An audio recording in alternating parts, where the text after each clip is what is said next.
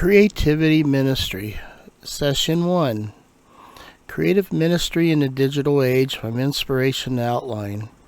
So before we start talking about writing, music, or even technology, we need to understand something important. Creativity is not a modern idea. It's something God has always used. The biblical foundation is that Scripture tells us, I can do all things through Messiah who strengthens me.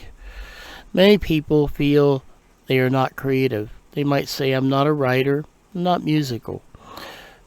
But this reminds us, if God gives the message, He also gives the ability to express it.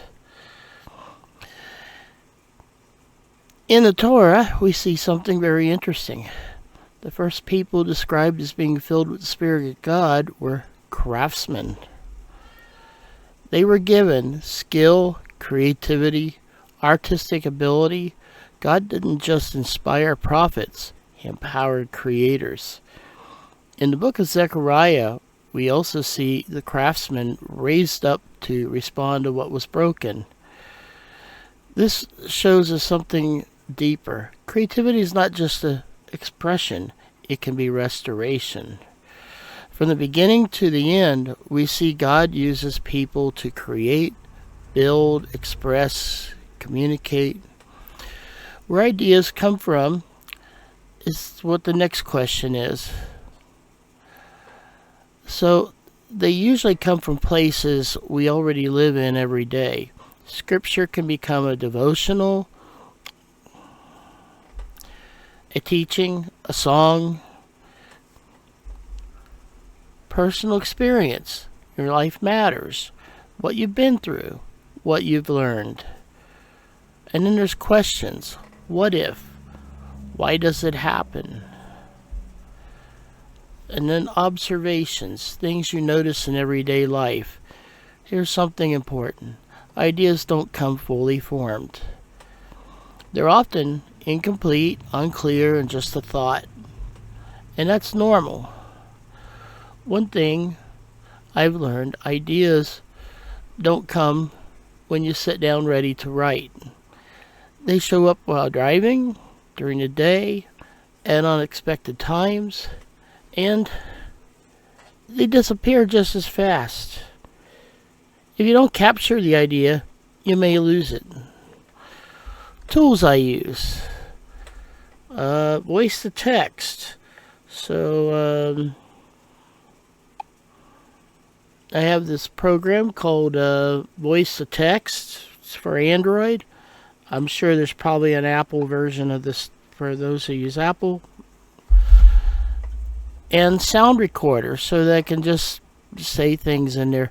I really like the voice to text because it gives me the ability to put it right directly to text what I want, and that's useful. Then I don't type it in again.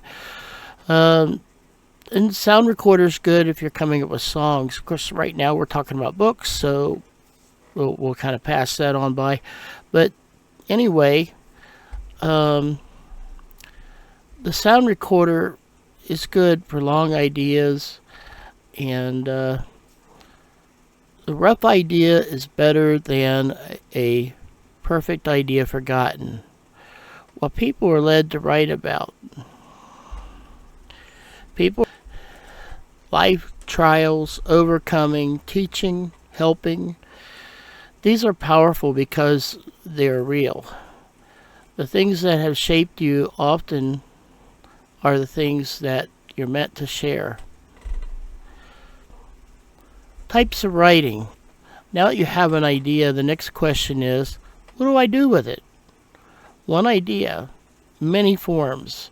Same idea can become a devotional, a story, a teaching, a testimony. Let's talk about the devotional. That can be on a particular scripture. It can be a reflection on something. And it can be an application. And then there's a story. Story includes characters, a setting, a challenge, resolution. Most people are taught a story has a moral. That's true, but it's not the whole picture. A story can teach, illustrate, ask questions, Make people think. A book I read once, there was a rabbi who would teach by telling a story. Not to preach directly, but to make people think. A story could communicate truth without sounding like a lecture. Teaching, a topic, key points, explanation, testimony, what happened, what you learned, how it changed you. Choosing a direction.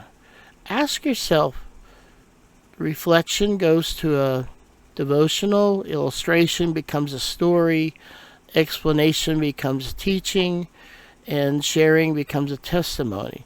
And you don't have to get it perfect. In fact, the best way is practice. You know, it's not written in my script here, but the best thing is if you do it, you'll become better at it. Structure turns an idea into something you can write. In my story process, when I build a story, I start simple. A paragraph or two describing an idea. In storytelling, an arc is the progression or development of a plot, character, relationship, or an idea over time. It describes how something changes from its beginning state to its ending state through a sequence of events and experiences. Examples. A character arc shows how a person grows, declines, learns, or changes. A story arc follows the major movement of the narrative from introduction through conflict to resolution.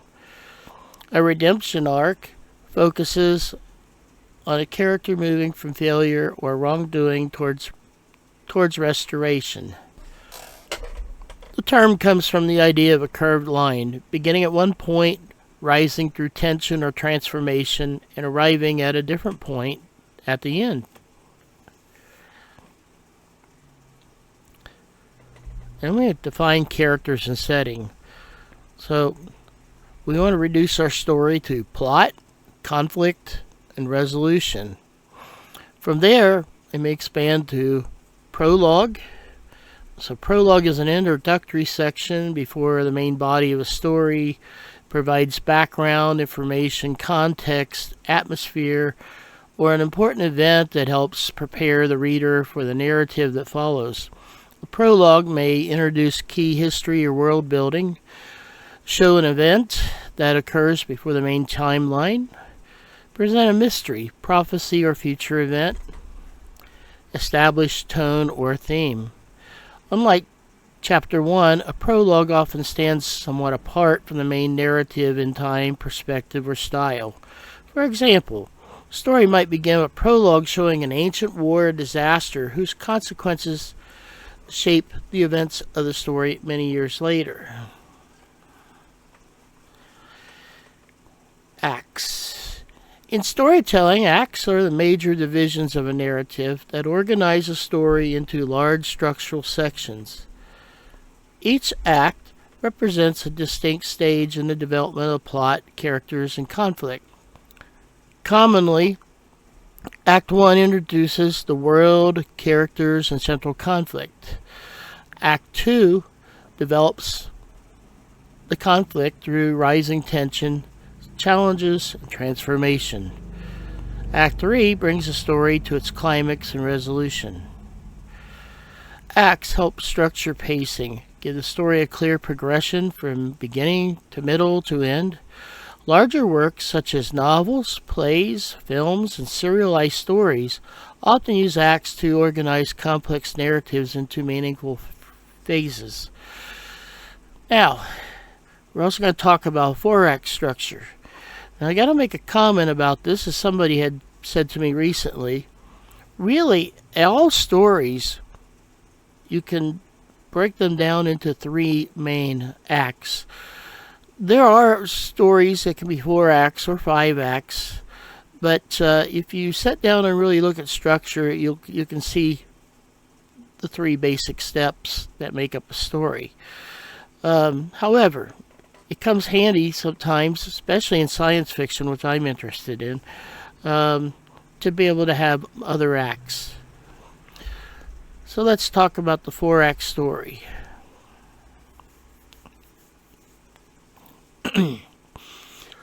A 4-act story structure divides the narrative into 4 major sections, allowing for more gradual development than the traditional 3-act format.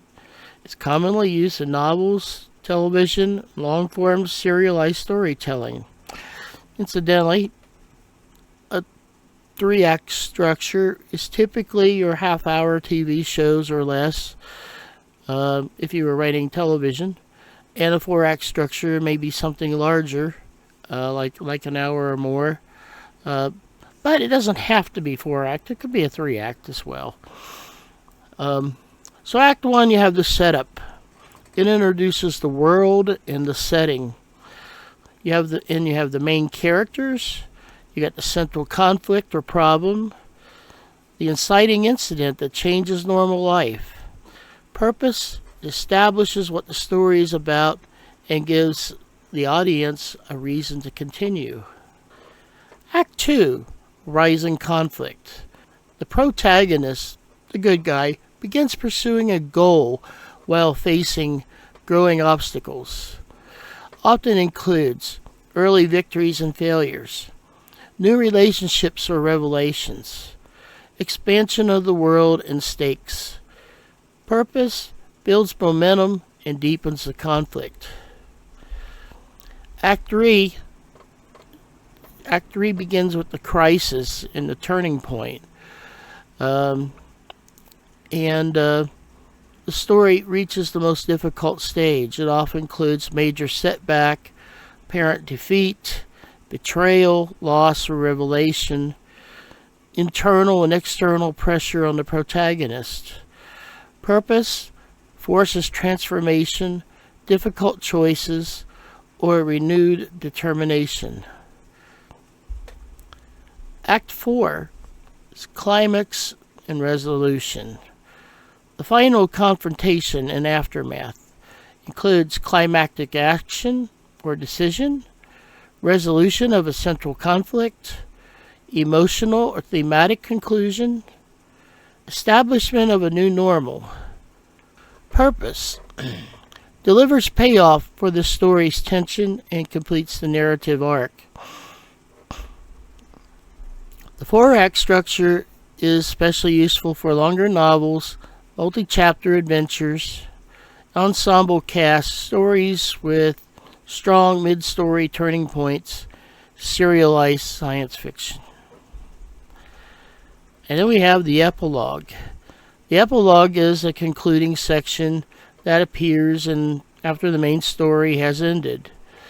It provides additional information about the characters, world, or consequences of the story's events. An epilogue may show what happens to the characters afterwards, reveal long-term effects of the story, hint at future events or sequels, provide emotional closure, reflect on the meaning or legacy of the story. And I might also say, being a Star Trek fan, you have the beginnings of the show. There's a setup, and that's kind of like a lot of times that has a prologue. That something's setting up the beginning of the show, and it might be on some far off base or somewhere they have to go. And at the epilogue, a lot of times is the crew gets together and they tell a few jokes, or they bring it to a closure, and that's a good example. So here we have another example. A war story ends. The epilogue might show surviving characters later after rebuilding their lives or discovering how history remembers the events. Story elements. You have the point of view. The point of view is perspective from which a story is told. It determines whose thoughts, experiences, and knowledge the audience follows during the narrative. Point of view influences what information the reader receives, how events are being interpreted, the emotional connection to the characters, the tone and intimacy to the story. Common types of point of view. We have the first person. So the narrator is a character in the story saying I or we.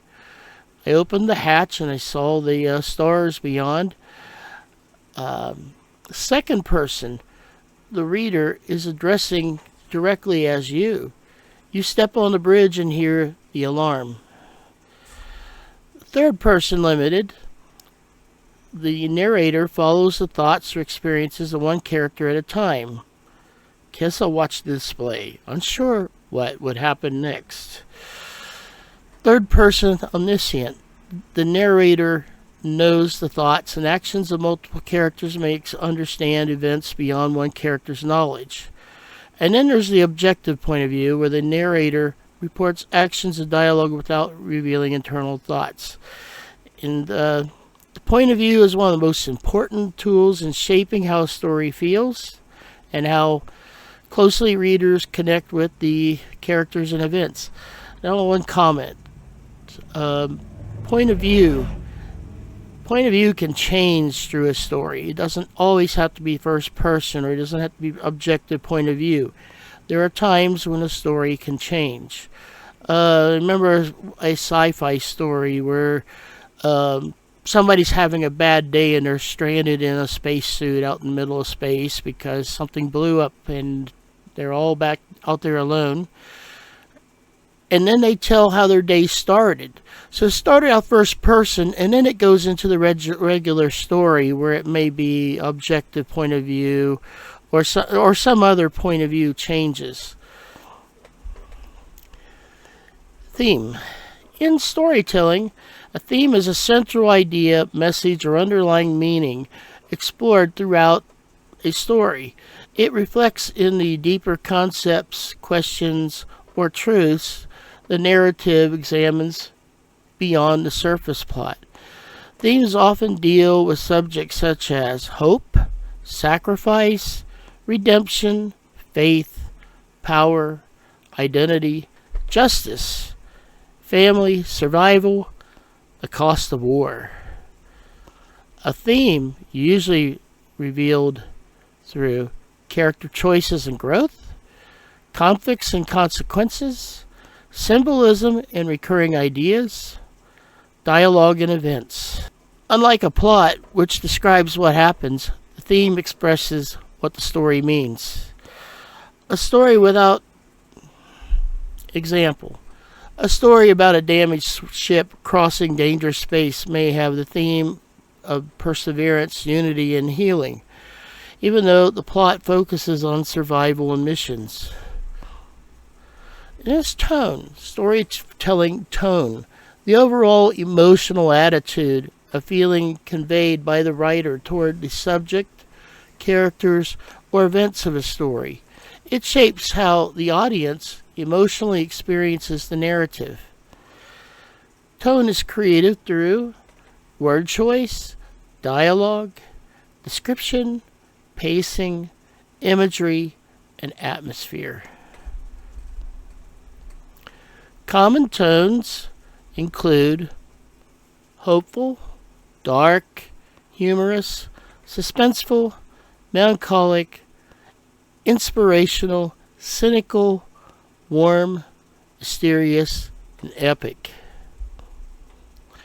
Tone can remain consistent or shift during a story, depending on events and emotional intensity. Example, as seen above, a damaged starship could have a tense, desperate tone during a crisis, then shift to a hopeful or triumphant tone after rescue or recovery. Tone differs from theme. Tone differs from theme. Theme is the underlying meaning or message. Tone is the emotional feeling the story communicates. Common structure. Exposition. In storytelling, exposition is the presentation of the background information needed for the audience to understand the story. It introduces the important details about the setting, characters, history, relationships, rules of the world, past events. Exposition may explain who the characters are, where and when the world takes place, how the world works, important events that happened before the story began, motivations, cultures, conflicts. Exposition may be delivered through dialogue, narration, flashbacks, documents or recordings, character thoughts, environmental details. Good exposition provides necessary information naturally without overwhelming the audience. Example, in science fiction stories, exposition might explain how phase drives work, political relationship between the Alliance and Tonans. These are characters in my SS Scavenger series and places. Phase drive is a form of faster than light travel. Alliance and Tonans are like rivals at the beginning.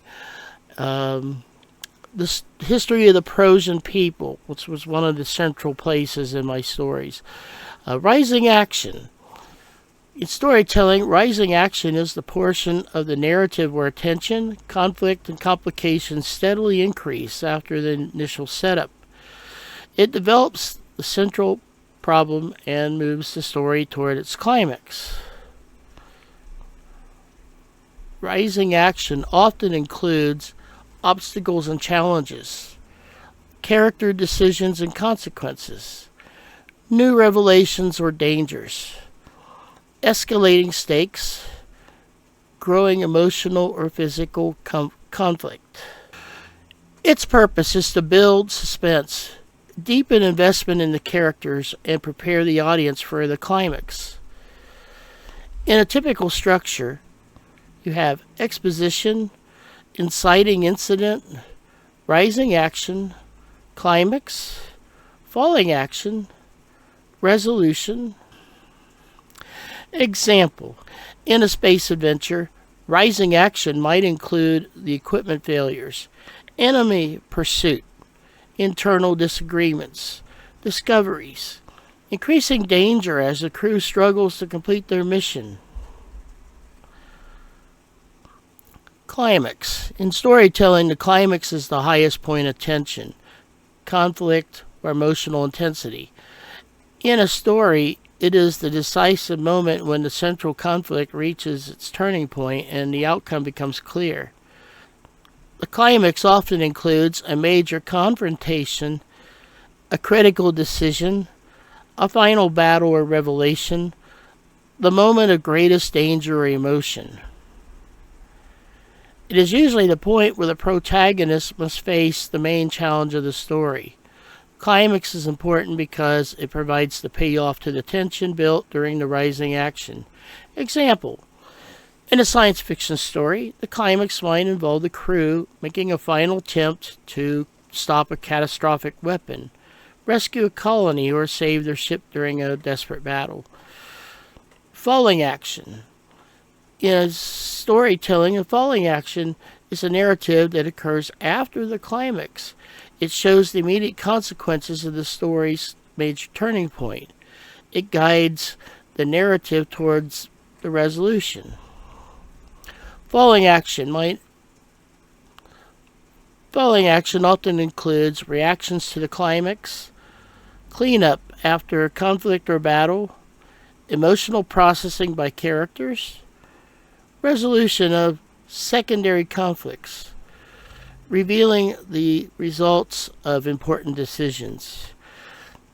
Its purpose is to reduce tension and prepare the audience for the conclusion of the story.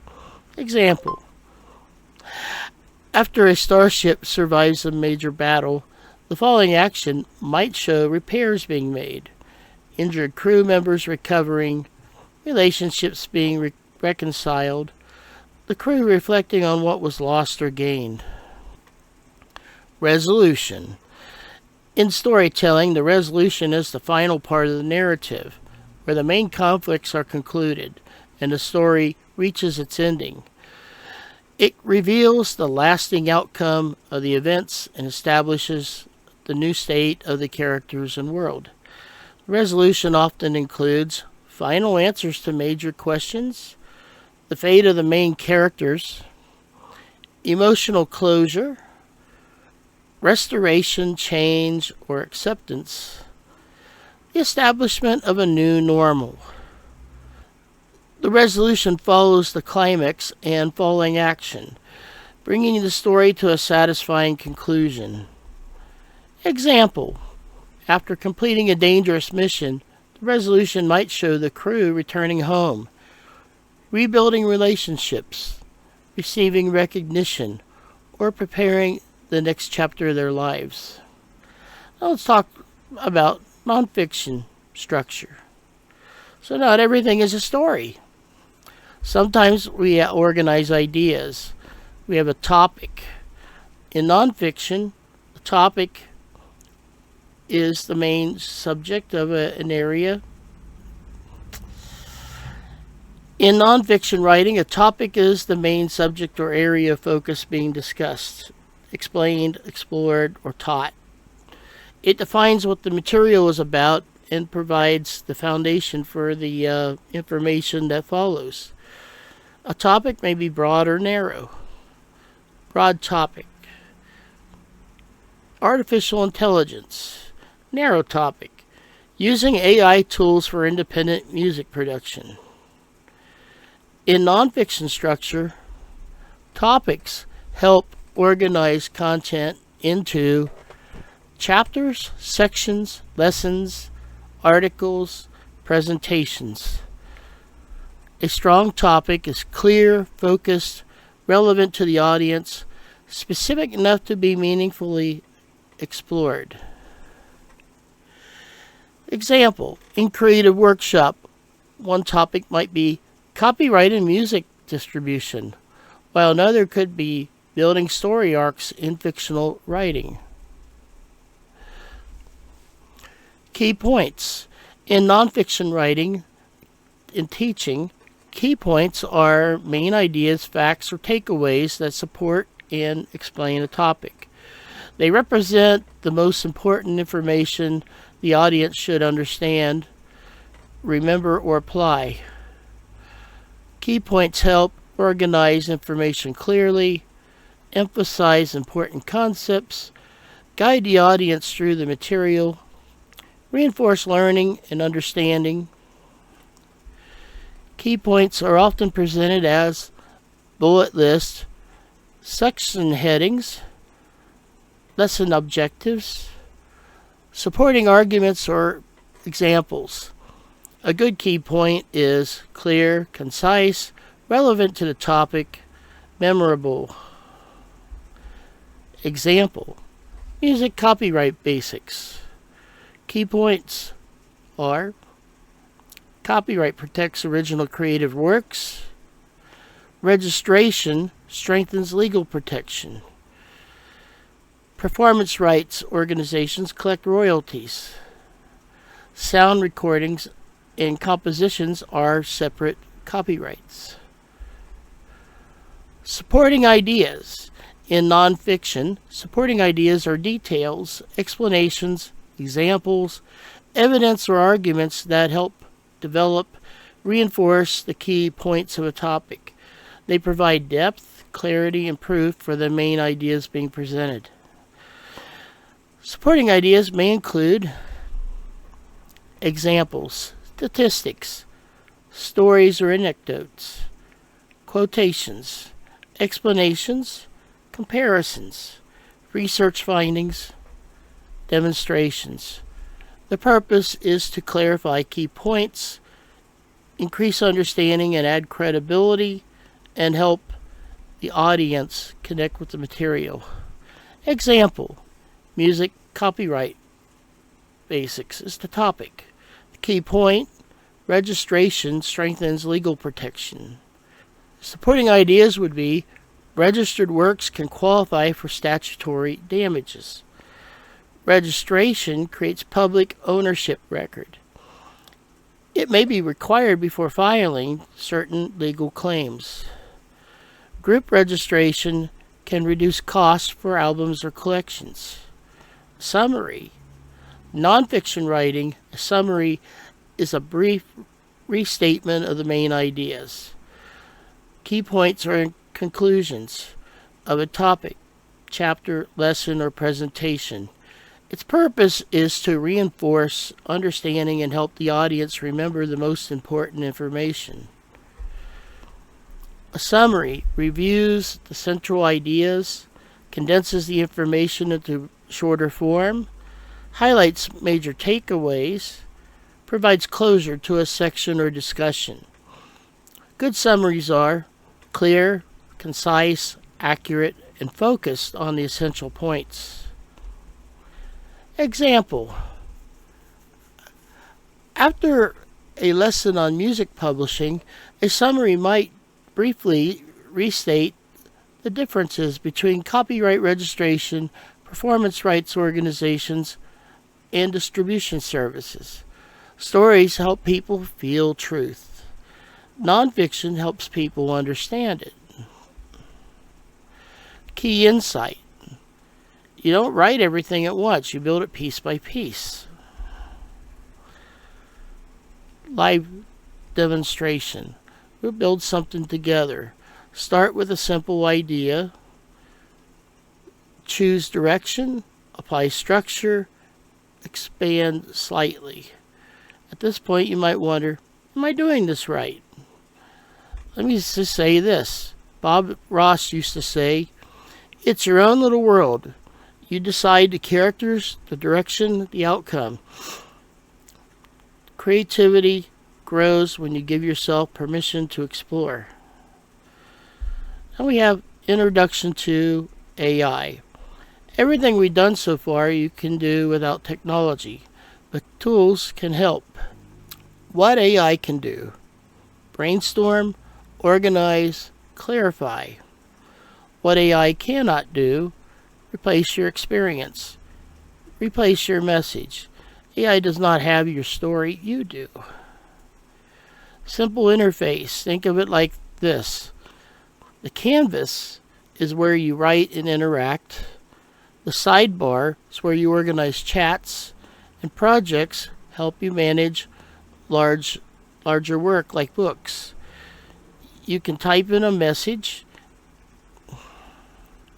If you can type in a message, you can use this tool. And you don't have to write your entire book on an AI. You can use it to review sections you've written offline. You can use it to help check for mistakes. You can use it to create descriptions for, like, if you're going to publish it on Amazon, or something you need for the back cover. So it can be used in ways that you may not have thought of. Anyway, it's a wrap up. Today we covered creativity in Scripture, where ideas come from, how to capture ideas, what people are led to write about, types of writing, structure, a simple outline, tools that can help. Where you are now, you have an idea, a direction, basic structure. That's enough to begin. This week, capture one idea. Choose a direction. Create a simple structure. That's it. Final thought: you don't have to be perfect to create something meaningful. If something has been placed on your heart, it may be meant to be shared.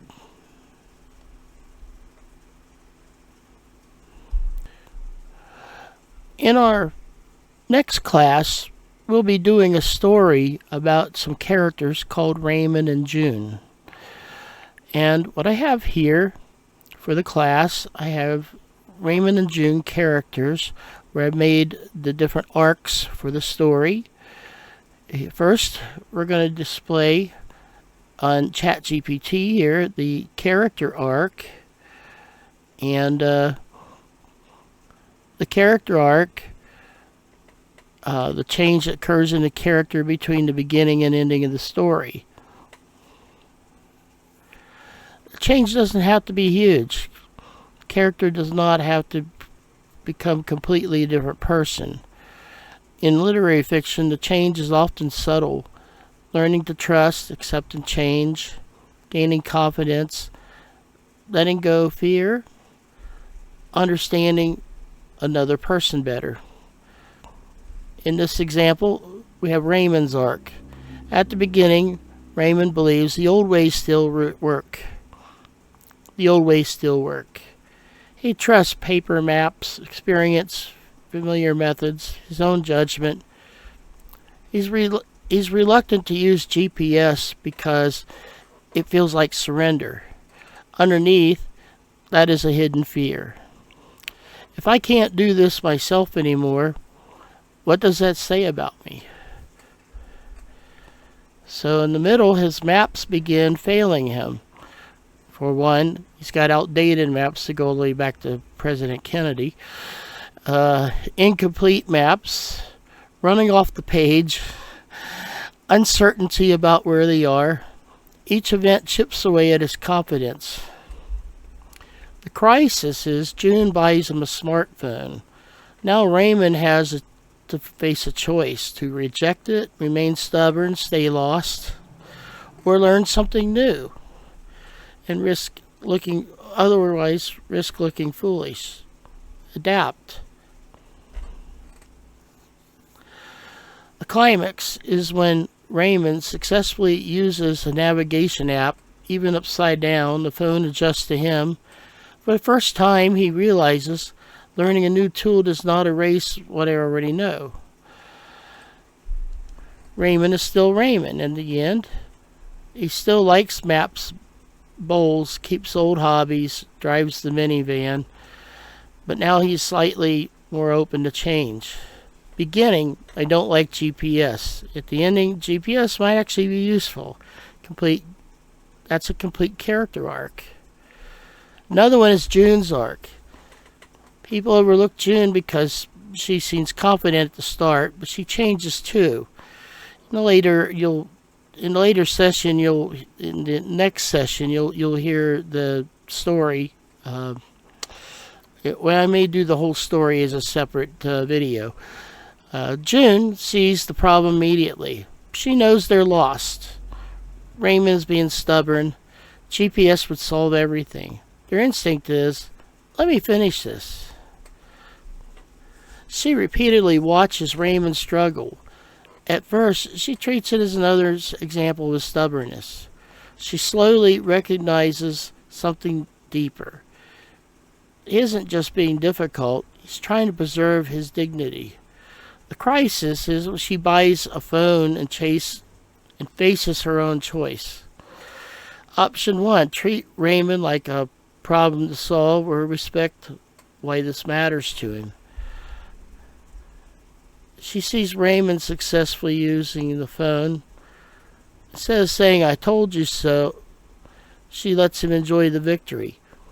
Actually, restraint for her, because June still in the end remains sarcastic, practical, quick-witted, but she gains a greater appreciation for what Raymond's experiencing. So, at the beginning, Raymond's being ridiculous. At the end, Raymond's trying to adapt. That's June's arc.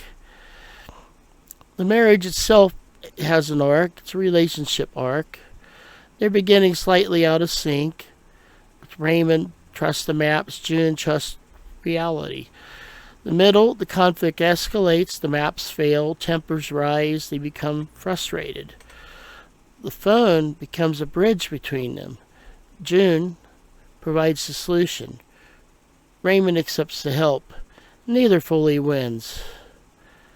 They function as a team again. Raymond helps Raymond adapt. Raymond accepts the help. And then we have this visual diagram that ChatGPT drew based on the arc. You can ask for a diagram like this when you have an arc. It will pull out things from what you're setting up. It says, one of the best lessons from the broken vacation, that was the name of the story. Story arc is not about changing who the person is, it's about changing what they understand. Raymond does not stop being a map-loving, bowling playing air conditioning fixer old guy. June does not stop being sarcastic. They gain a slightly deeper understanding of themselves and each other. The small shift is enough to create a satisfying story. Now let me display our story outline.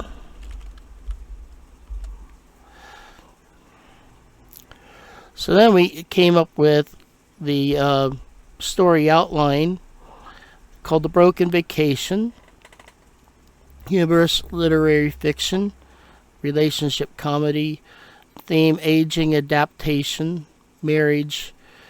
Learning and accepting help does not diminish who we are. The characters: Raymond Carter, 68, former Air Force serviceman, Vietnam era draft, honorably discharged when the war ended, worked 42 years at Acme Air, loves maps, bowling, model airplanes, antiques, stamps, drives a 1993 minivan, distrusts GPS, quiet, gentle, practical, falls in love with June at first sight. So I came up with these character descriptions myself. These are not generated by the AI. The guide will help me suggest things, and I will tell it whether I want them or not. Basically, when you enter these into it, you should tell, if you're doing AI development, you want to tell ChatGPT or other AIs, you want to tell it when you start to enter your story, please do not generate right away. I have more things to tell, and it will respect that when you ask that. Otherwise, it's going to be gung-ho and it's going to try to write your own story for you, and that's not what we want to do here. Okay? The core need to learn, adapting to change does not erase his value. June Carter, 68. I should not really use Carter as the name because there was a June Carter who was a musician, but that came out purely accidental because that was Raymond's name. When she got married, that became her name. Former military nurse, school teacher for 10 years, later became a physician assistant, enjoys knitting, crocheting, sewing, gardening, made uniforms for Raymond's bowling teams, sharp-witted, sarcastic, practical problem solver. Some of these characteristics I actually added later for the story to build the character in case I wanted to create other short stories around these characters. All right, so the setup is summer 2026. Raymond and June are traveling in a 1993 minivan. It rattles, squeaks, has aging upholstery, but because of Raymond's background, the air conditioner works perfectly. Too perfect, actually. Character dynamic. June says, "I'm so cold, I think my hair's going to break off." I got that idea from my wife because she jokes about that. With the if we have the air conditioner, it gets too cold. It's not that I'm an air conditioning repairman or anything, but if I don't pay attention sometimes what I'm doing when I'm driving. With the air conditioner or heating, I'll let it get too hot or too cold. Anyway, but that's okay. Raymond, it being really cold, to him it means it's working. You can get ideas from characters from your own self at times. And in fact, what you can do is you can take those ideas and you can make them extreme. And that can be fun. Inciting incident. They become lost. Raymond refuses to use GPS. Instead, he relies on a massive collection of paper maps. First turning point, Raymond realizes he no longer knows exactly where they are. The vacation is officially off course. The confrontation, the map search. Raymond pulls over. June suggests a driveway. Raymond worries about blocking it. June says, "I'll get over it." Raymond begins digging through decades of accumulated maps. Then there's the 1961 map. June points out, the president on this map is Kennedy. The audience sees how outdated his navigation system has become. And then eventually Raymond traces their route. His finger reaches the edge and Raymond looks worried. We ran off the edge of the page. And June is, you mean we fell off the edge of the world? That was fun because to June it's like this place looks like the end of the world. Anyway, Raymond unfolds the map of the entire United States. Oh, we only have a half inch to go. June, that's 300 miles. She realized the position of the sun to determine direction, and following June's advice, they eventually reach a place. It's called Springfield. Springfield where? They didn't know quite right away, but later they learned it's Missouri. Raymond, the motel appears. It has air conditioning. And this time June says, I get to control it. The smartphone. So June goes to a local store and buys Raymond a smartphone. This becomes the turning point in the story because Raymond being stubborn or adapt, that's his choice. And then they go to a scene number 6 where the Continental Breakfast is actually a truck stop diner.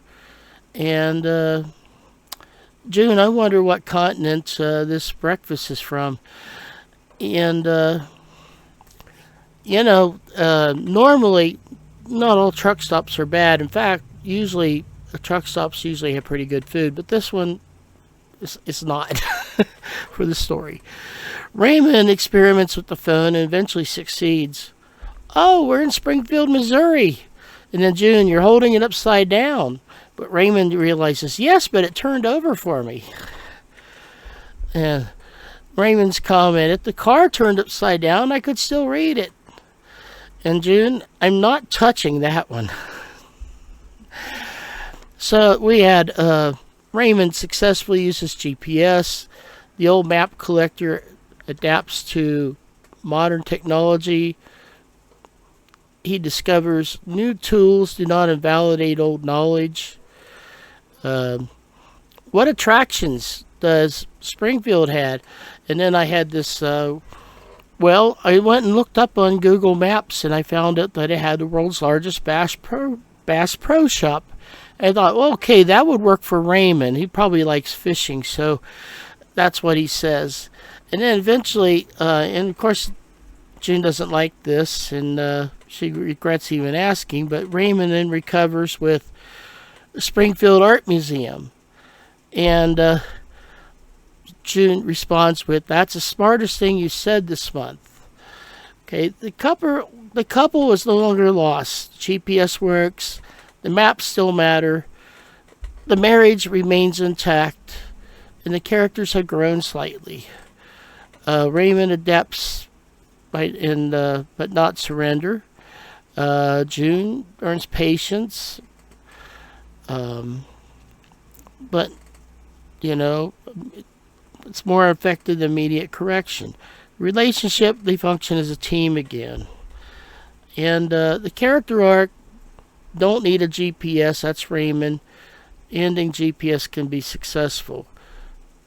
June, Raymond being stubborn, and at the ending, Raymond's trying to preserve his dignity. So the conflict is how to solve the problem. Maps fail, tensions rise. June provides help. Raymond accepts help. They move forward together. Final lesson for literature class. Story does not need to have villains, explosions, murders, world-ending stakes. Story only needs characters who want something, obstacles in the way, emotional consequences, some form of change. Broken Vacation demonstrates that even a simple road trip can contain a complete story arc when the focus is on believable characters and meaningful relationships. So, in the next session, towards the end of that session, we will go over